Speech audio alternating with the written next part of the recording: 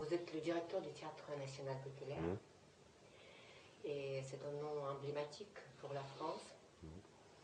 Qu'est-ce que cela veut dire aujourd'hui, diriger le Théâtre national populaire? Qu'est-ce que cela veut dire populaire aujourd'hui? Je pense que, au fond, la question est la même qu'au moment de la création et tout au long de l'histoire.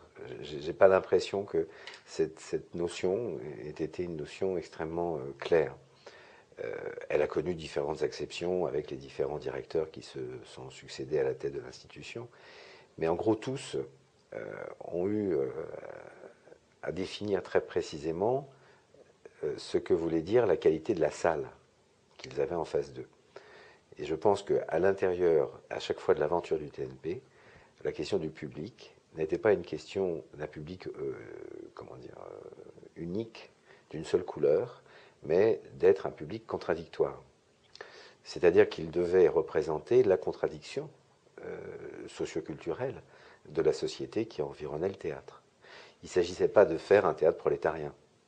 Il ne s'agissait pas non plus de faire un théâtre bourgeois.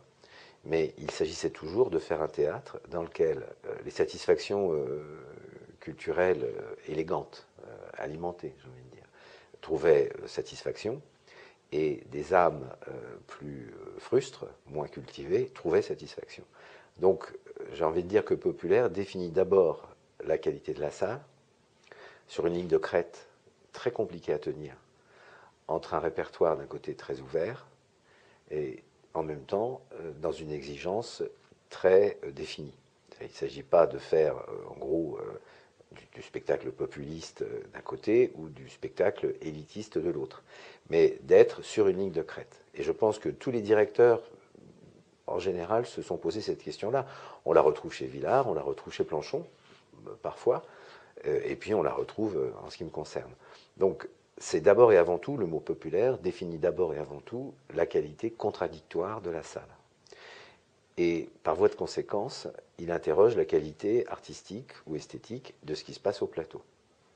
Donc j'en ai défini déjà une partie, c'est-à-dire d'un côté être dans une définition qui soit ouverte et accessible dans la contradiction, et en même temps dans une exigence qui en fait les limites. C'est-à-dire que ça génère inévitablement un rapport au répertoire, ça je pense que c'est inévitable, un rapport à la clarté, c'est-à-dire que le spectacle avance